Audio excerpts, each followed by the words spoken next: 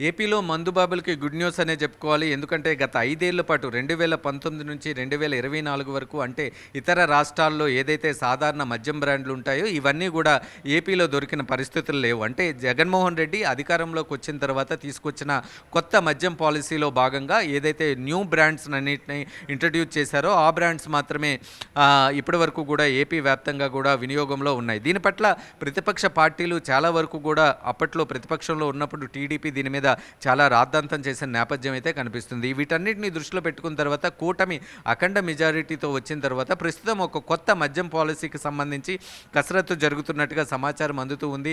ఎందుకంటే ఎన్నికల సమయంలోనే చంద్రబాబు నాయుడు హామీ ఇవ్వటం జరిగింది. నాణ్యమైన మద్యాన్ని అందుబాటులోకి తీసుకొని వస్తాను అనేదైతే చంద్రబాబు నాయుడు ఎన్నికల ప్రచారంలో పదే పదే చెప్పారు. అయితే తొలిత మద్యానికి సంబంధించి ఏదైతే జగన్మోహన్ రెడ్డి ప్రవేశపెట్టారో బ్రాండ్లు వాటన్నిటినీ రిమూవ్ చేసి గతంలో ఏవైతే నార్మల్ బ్రాండ్స్ ఉన్నాయో వాటన్నిటినీ కూడా మళ్ళీ వినియోగంలోకి తీసుకురావడానికి ప్రభుత్వం ఆలోచిస్తుంది. దీనికి సంబంధించి కసరత్తు కూడా చేస్తుంది. దీని మీద మా కొత్త మద్యం పాలసీకి సంబంధించి కొన్ని విధి విధానాలను కూడా ప్రవేశపెట్టడానికి చంద్రబాబు నాయుడు ఆలోచనలు చేస్తున్నట్టుగా తెలుస్తూ ఉంది. అయితే మద్యం అమ్మకాలు ప్రభుత్వ ఆధీనంలో ఉంచుతారా లేదంటే ఎప్పట్లాగే మద్యం షాపుల లైసెన్సులు ప్రైవేటు వ్యక్తులకు అందిస్తారా అనే అంశానికి సంబంధించి ఇంకా క్లారిటీ అయితే రావాల్సింది. ఏదేమైనప్పటికీ కూడా ఇప్పటివరకు కూడా నార్మల్ మద్యం బ్రాండ్లను తీసుకోవాలంటే ఏపీ ప్రజలు పక్క రాష్ట్రాలకు వెళ్ళి అక్కడ నుంచి మద్యాన్ని కొనుగోలు చేసుకుని వచ్చి ఇక్కడ ఏపీలో తాగేవారు. కానీ ప్రస్తుతం టీడీపీ కూటమి అధికారంలోకి వచ్చిన తర్వాత ప్రధానంగా ఫస్ట్ ఒక నిర్ణయం తీసుకోబోతున్నారు.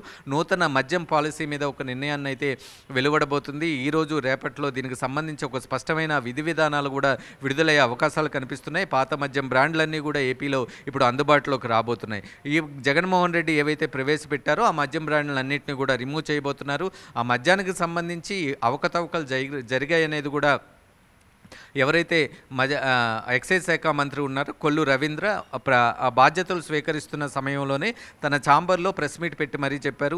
ఎక్సైజ్ శాఖలో చాలా వరకు కూడా అవినీతి జరిగింది, వాటన్నిటిని కూడా బయట పెడతాం, ప్రజల ముందు పెడతామని చెప్పారు. ఇప్పటి వరకు కూడా 2019 నుంచి 2024 వరకు కూడా ఏపీలో మద్యం షాపుల్లో ఎక్కడా కూడా డిజిటల్ పేమెంట్స్ని అయితే యాక్సెప్ట్ చేయలేదు. కేవలం క్యాష్ మాత్రమే తీసుకునేవారు. దీని మీద రఘురామకృష్ణరాజు అప్పుడు ఎంపీగా ఉన్నప్పుడు చాలాసార్లు కేంద్ర ప్రభుత్వానికి ఫిర్యాదు చేశారు. తర్వాత హైకోర్టులో కూడా పిటిషన్ వేసిన నేపథ్యం కనిపించింది. ఏదేమైనప్పటికీ కూడా అధికారం కోల్పోతున్న కొద్ది రోజుల ముందు మళ్ళీ డిజిటల్ పేమెంట్లను యాక్సెప్ట్ చేస్తూ జగన్మోహన్ రెడ్డి నిర్ణయం తీసుకున్నారు. అంటే తన అధికారం కోల్పోతున్న ఫలితాలకి ఇంకొక 10 రోజులు ఉంది అనగా ఆపద్ధర్మ ముఖ్యమంత్రిగా ఉన్న స్థాయిలోనే డిజిటల్ పేమెంట్స్ అన్నీ కూడా యాక్సెప్ట్ చేయడానికి నిర్ణయం తీసుకున్నారు. దీని మీద కూడా పెద్ద ఎత్తున దీని వెనకాతల ఒక కుట్రకోణం ఉంది. దీని వెనకాతల అవినీతి చాలా వరకు జరిగింది అనేదైతే టీడీపీ తొలుత నుంచి ఆరోపిస్తుంది. ఇప్పుడు టీడీపీ అధికారంలోకి వచ్చిన నేపథ్యంలో దీని మీద విచారణ జరిపించాలని చంద్రబాబు నాయుడు భావిస్తున్నట్టుగా తెలుస్తూ ఉంది. ఏదేమైనప్పటికీ కూడా ఏపీలో మళ్ళీ పాత మద్యం బ్రాండ్లు అనేవి వెలుగులోకి రాబోతున్నాయి, వినియోగంలోకి రాబోతున్నాయి.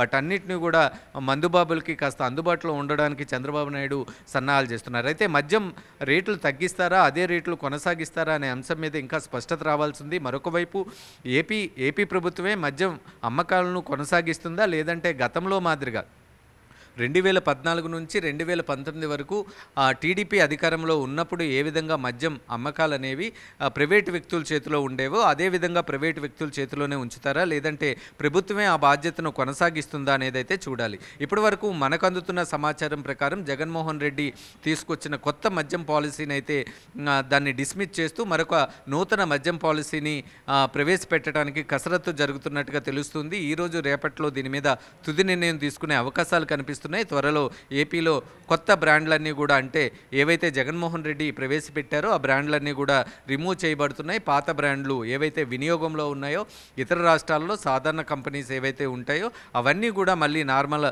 మందుబాబులకి అందుబాటులో రాబోతున్నాయి అనేది మన వద్ద ఉన్న సమాచారం.